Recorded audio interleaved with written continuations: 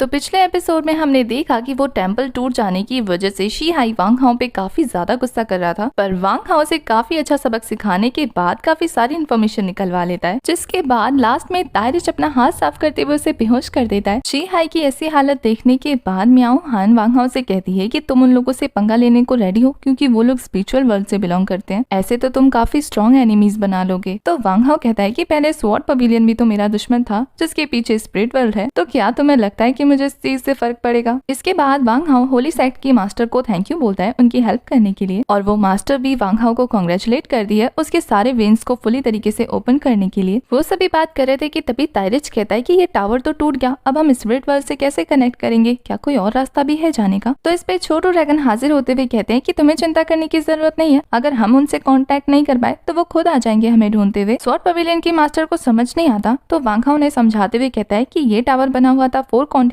को उससे जोड़ने के लिए, अब जब ये टावर टूट चुका है तो स्पिरिट वर्ल्ड के लोग परेशान होंगे और यहाँ चेक करने जरूर आएंगे। ये सुनने के बाद तो सब लोग काफी ज्यादा शॉक हो जाते हैं। म्याओ हान सबको बताती है कि स्पिरिचुअल वर्ल्ड के लोग काफी ज्यादा स्ट्रॉन्ग है, 4 कॉन्टिनेंट में ऐसा कोई नहीं है जो उनसे टक्कर ले सके। और ये बात सुनने के बाद तो याओ याओ और ज्यादा डरते हुए कहती है कि अब क्या होगा, वो लोग बहुत ज्यादा खतरनाक है, हम कहाँ जाके छुपे, हमारा क्या होगा। तायरिच कहता है कि किसी को चिंता लेने की जरूरत नहीं है, क्योंकि वांग हाओ के पास जरूर कोई रास्ता होगा। वांग हाओ कहता है तो, और फिर वो अपने पास से कुछ एनर्जी क्रिस्टल निकाल के उन लोगों की बॉडी में डाल देता है। किसी को कुछ भी समझ नहीं आ रहा था कि ये क्या है, तो छोटू ड्रैगन उन्हें बताता है कि ये क्रिस्टल उनकी कल्टीवेशन स्पीड को बढ़ा देगा और वो सभी काफी जल्दी ब्रेक थ्रू कर सकते हैं। तो वांग हाओ कहता है ये सभी उनके ऊपर डिपेंड करता है कि वो कितनी जल्दी ब्रेक थ्रू करते हैं। याओ याओ तो बहुत ज्यादा खुश हो जाती है कि ब्रदर वांग हाओ बस मेरा वेट करो, मैं अभी कल्टीवेशन करके आई, और फिर देखते ही देखते वो सारे के सारे लोग कल्टीवेशन करने बैठ जाते हैं। इसके बाद हमें स्पिरिट वर्ल्ड का सीन दिखाया जाता है, जहाँ 2 गार्ड कर रहे लोग लोअर वर्ल्ड यानी कि 4 कॉन्टिनेंट के बारे में बात कर रहे थे कि ये लोग अभी भी कितने ज्यादा वीक है ना। तभी वहाँ लोअर वर्ल्ड से 2 स्टूडेंट आ जाते हैं जो स्पिरिट वर्ल्ड में एक्सेप्ट हो गए थे, पर ये दोनों गार्ड तो उनका मजाक उड़ाने लगते हैं कि तुम लोग कितने ज्यादा वीक होते हुए भी स्पिरिट वर्ल्ड में एक्सेप्ट कर लिए गए हो, और नीचे जो तुम्हारा पवेलियन है वो तो पूरी तरीके से डिस्ट्रॉय हो चुका है, अगर तुम वहाँ होते तो तुम भी गायब हो जाते। उसकी बातें सुन के ये दोनों स्टूडेंट गुस्सा कर रहे थे, पर तब भी वहाँ तियानलिन पवेलियन आ जाता है, जिसे देखने के बाद वो सभी काफी ज्यादा नाराज हो रहे थे, क्योंकि वो लोग नीचे वर्ल्ड में गए थे विदाउट परमिशन, जो कि उनके रूल के खिलाफ है कि कोई भी स्पिरिट वर्ल्ड से लो वर्ल्ड में नहीं जा सकता। तो वो गार्ड तियानलिन पवेलियन के मास्टर को धमकी देने लगता है कि अब तो हम सारे एल्डर्स को बताएंगे और तुम्हें सजा मिलेगा रूल्स को तोड़ने के लिए। पर तभी तियानलिन पवेलियन की मास्टर अपने एक फिंगर का यूज करके उस गार्ड को मार डालती है। उस गार्ड की ऐसी हालत देखने के बाद तो दूसरा वाला गार्ड बहुत ज्यादा घबरा जाता है, और जब दूसरी स्टूडेंट आकर उससे कहती है कि अगर तुमने कुछ कहा ना तो तुम्हारा हाल भी यही होने वाला है, इसलिए इस बात को सीक्रेट रखना, तो वो काफी डरते हुए उसकी सारी बातें मान जाता है। बाकी दोनों स्टूडेंट भी उसके सामने घुटने टेक के बैठ जाते हैं कि वो उसकी बात समझ गए। तियानलिन पवेलियन के मेंबर के वहाँ से जाते ही वहाँ स्पिरिट वर्ल्ड के कुछ और एल्डर्स आ गए थे, जो उन सभी की हालत देखकर पूछने लगते हैं कि आखिर इसको किसने मारा और तुम सब लोग झुक के किसको सलाम कर रहे थे। पर वो लोग झूठ बोलने लगते हैं कि ये तो अपने आप गिर के मर गया। तो एल्डर इस बात पे ज्यादा ध्यान ना देते हुए उसका बरियल करने के बाद लोअर वर्ल्ड से स्पिरिट वर्ल्ड को कनेक्ट करने वाली सेरेमनी को कंप्लीट करने की कोशिश कर रहे थे, पर उस टावर के टूटने की वजह से वो फॉर्मेशन उन्हीं को हिट कर देता है, तो उन्हें लग रहा था कि शायद किसी पावरफुल फोर्स का ये काम है। दूसरी तरफ हमें वांग हाओ और छोटू ड्रैगन को दिखाया जाता है, जो बाकी सबके कल्टीवेशन कंप्लीट करने का वेट कर रहे थे, जिसे पूरा दिन हो चुका था। तो छोटू ड्रैगन कहता है कि हमें और कितना वेट करना होगा, तो वांग हाओ कहता है कि वो वेट नहीं कर रहा बल्कि एक और रास्ता ढूंढ रहा है, और अपने आई ऑफ द स्काई का यूज करने के बाद उसे कुछ सीढ़ियां नजर आती हैं, जिसे देख के छोटू ड्रैगन कहता है कि ये क्या है, स्वर्ग जाने का रास्ता। तो वांग हाओ कहता है कि नहीं, पर मुझे पता था कि स्पिरिट वर्ल्ड जाने का एक और रास्ता तो जरूर होगा। अब ये भी इतना भी बड़ा पागल नहीं है कि सिर्फ एक ही रास्ता बना के रखे। तो अब उसे वो सीढ़ियां दिख गई थी, तो वो उस पे पैर रखता है तो वो सीढ़ियां विजिबल भी हो जाती हैं, और फिर वो ऊपर जाना स्टार्ट कर देता है, जहाँ याओ याओ को भी उसका ख्याल आ गया था। तो वो वांग हाओ को रुकने के लिए कहती है, पर इससे पहले कि वो सीढ़ियों पे पैर रखती, वो दोनों अंकल भतीजे उस पे पैर रख देते हैं, पर उनके लिए तो वो सीढ़ियां इनविजिबल ही थी, वो नीचे गिर जाते हैं। अब बाकी सबको भी वांग हाओ के साथ जाना था, लेकिन उन्हें समझ नहीं आता कि कैसे जाएं। तो यहाँ कंक्लूजन ये निकलता है कि जैसे ही वो अपना ब्रेक थ्रू कंप्लीट कर लेंगे, वो इन सीढ़ियों पे चढ़ सकते हैं, क्योंकि वांग हाओ अपना ब्रेक थ्रू कंप्लीट कर चुका है ना। तो याओ याओ कहती है उसके 2 स्टेप रह रहे हैं अपना ब्रेक थ्रू कंप्लीट करने के लिए, तो वो अभी करके आई। ऐसे ही बाकी सबके भी 2-3 करके रह रहे थे, तो वो सभी भी कल्टीवेशन करने चले जाते हैं। तायरिच को भी वांग हाओ की काफी ज्यादा फिक्र हो रही थी, पर उसका भी ब्रेक थ्रू करना बाकी था, तो वो भी रुक जाता है। सीढ़ियों को ऊपर चढ़ने के बाद वांग हाओ को समझ नहीं आता कि ये कौन सी जगह है। तभी पीछे से वहाँ उसे ब्रदर की नजर आ गया था, जिसे देख के वो कहता है कि तुम मरे नहीं, वैसे मुझे कुछ खास हैरानी हो नहीं रही है तुम्हें जिंदा देखकर। पर ब्रदर की कहते हैं हैं कि मैं मरूंगा लेकिन तुम्हें मारने के बाद, और फिर वो वांग हाओ पे अटैक कर देता है। वांग हाओ उसके अटैक को ब्लॉक करता है जिससे वहाँ काफी बड़ा ब्लास्ट हो गया था। पर वांग हाओ उसकी पावर देख के सोच रहा था कि ये किस किस्म का इंसान है, मरने के बावजूद भी ये और ज्यादा स्ट्रॉन्ग हो गया है। तो वो उससे पूछ रहे थे कि आखिर तुम हो कौन, जिस पे ब्रदर की कहते हैं कि जरूरी नहीं है कि मैं तुम्हें बताऊं मैं कौन हूँ, लेकिन अगर तुम मेरे रास्ते के बीच में आए ना तो मैं कोशिश करूंगा कि मैं तुम्हारा सब कुछ खत्म कर दूं। तो इसलिए मुझे जो चाहिए मुझे वो हासिल करने दो, मेरे रास्ते के बीच में मत आना। और ये बोल के वो वहाँ से एक पोर्टल ओपन करके चला जाता है। उसके जाने के बाद वांग हाओ और छोटू ड्रैगन सोच रहे थे कि आखिर ये क्या चीज है, मरने के बावजूद जिंदा कैसे हो सकता है। वांग हाओ कह रहा था कि जो भी कहो पर ये था तो वही, और इसके अंदर कुछ तो गड़बड़ है। वो दोनों बात कर ही रहे थे कि तभी वहाँ एक और पोर्टल ओपन होता है जिसमें से स्पिरिट बल के कुछ लोग बाहर आ गए थे। वो गार्ड भी मौजूद था। वांग हाओ और छोटू ड्रैगन तो समझ जाते हैं कि कुछ तो गड़बड़ है और यहाँ ये लोग अपने लिए ट्रिब्यूट लेने आए थे। वो सोचते हैं इतनी लोअर क्वालिटी का सामान हमें मिल रहा है। वो लोग वांग हाओ को लोअर वर्ल्ड से आए हुए गिफ्ट के तौर पे देख रहे थे। तभी वहाँ के एल्डर को महसूस हो जाता है कि शायद टावर टूट गया है या वीक पड़ गया है। तो कुछ स्टूडेंट कहते हैं कि क्यों ना इस चीज का फायदा उठाया जाए, अगर वो चाहे तो अभी 4 के 4 कॉन्टिनेंट को डिस्ट्रॉय कर सकते हैं। गार्ड वांग हाओ से फाइट करने के लिए नीचे आ गया था कि वैसे तो तुम काफी ज्यादा वीक हो लेकिन फिर भी तुम्हें आजमा लेते हैं, और फिर वो वांग हाओ पे अटैक करने के लिए आगे बढ़ता है। लेकिन वांग हाओ ने तो उसे एक हाथ से घुमाकर ही वापस फेंक दिया था, जिसे देखकर तो उसी के साथ उसका मजाक उड़ाने लगते हैं कि इतने ज्यादा स्ट्रॉन्ग होने का क्या फायदा जब तुम एक बच्चे से हार गए। तो वो अपने हाई लेवल की वाटर स्पिरिचुअल पावर को रिलीज करते हुए अपने आसपास से वाटर कलेक्ट करके वहाँ एक वाटर बैरियर बना लेता है। वांग हाओ भी कहाँ कम था, वो भी अपनी आइस स्वॉर्ड के साथ उस पर थंडर पावर रिलीज करता है। वांग हाओ के अटैक को देखने के बाद उन सभी स्टूडेंट को पता लग गया था कि वांग हाओ ने अपने 2 लेयर की वेन्स को अनओपन कर दिया है। और यहाँ दूसरी तरफ वो गार्ड अपने वाटर फॉर्मेशन से एक ड्रैगन बनाकर वांग हाओ पे अटैक करता है, जिसे वांग हाओ ने आइस स्वॉर्ड के एक स्लैश से डिस्ट्रॉय कर दिया था। तो इसके बाद वो पर्सन एक वाटर बबल बना के वांग हाओ को उसमें ट्रैप कर लेता है, जिसमें छोटू ड्रैगन और वांग हाओ दोनों का दम घुट रहा था। तो ये देख के वो पर्सन उस बबल के अंदर जाते हुए कहता है कि वैसे तो तुम काफी ज्यादा स्ट्रॉन्ग हो पर बहुत ज्यादा बदतमीज हो, तो खुद को सफर करने की जरूरत नहीं है, बस मेरी बात मान लो और मुझे खुद को ट्रिब्यूट कर दो। वांग हाओ अभी भी उसकी बात नहीं मानता बल्कि अपने मेरिडियंस को कनेक्ट करने लगता है जो 60+ थी। ये देख के तो उसकी हालत खराब होने लगती है क्योंकि वांग हाओ उसके वाटर बबल से बाहर आते हुए अपने आइस वर्ड से एक स्लैश लगाकर उसको खत्म कर देता है और उसके बाद एक जबरदस्त पंच मारता हुआ उसे जमीन से नीचे लेकर आ गया था। ये देख के तो सभी लोग काफी ज्यादा शॉक हो जाते हैं और वांग हाओ कहता है कि 4 कॉन्टिनेंट को कमजोर समझने की कोशिश मत करना और जो ट्रिब्यूट तुम्हें चाहिए था वो तुम्हें नहीं मिलने वाला। तो छोटू ड्रैगन भी वांग हाओ की हाँ में हाँ मिलाते हुए कहता है कि अगर और कुछ आजमाना है तो वो भी आजमा लो। तो 4 और स्टूडेंट आ गए थे वांग हाओ से फाइट करने के लिए, जो वांग हाओ से कहते हैं कि लोअर वर्ल्ड के लोग कितने ज्यादा एरोगेंट है, अब तुम गोल्डन ड्रैगन गैंग से फाइट करने वाले हो तो देखना हमारी पावर कितनी ज्यादा है। वो सभी अपना अपना वेपन निकाल के फाइट करने के लिए रेडी हो गए थे कि तभी यहाँ वांग हाओ की टीम आ जाती है। वांग हाओ तो उन्हें देख के काफी ज्यादा खुश था और वो कहते हैं कि क्या हम फाइट में ज्वाइन कर सकते हैं। उनको देखकर और लोग भी फाइट में शामिल होने आ जाते हैं कि तभी पीछे से शी-हाई आ जाता है, जो स्पिरिट वर्ल्ड के लोगों में से किसी को अपना भाई कहते हुए कहता है कि इन लोगों ने मुझे बहुत मारा, आप इनको सजा जरूर देना। वो सभी भी काफी ज्यादा शॉक होते हैं ये देखकर कि शी-हाई का भाई स्पिरिचुअल वर्ल्ड से बिलोंग करता है। यहाँ शी-हाई अपने भाई को उस टेम्पल के बारे में बहुत सारी इन्फॉर्मेशन देने वाला था कि तभी वांग हाओ आता है और उसका काम खत्म कर देता है। किसी को कुछ समझ नहीं आता और वांग हाओ एक क्रीपी सी स्माइल देता है, जिसके साथ हमारा ये वाला एपिसोड हो जाता है खत्म।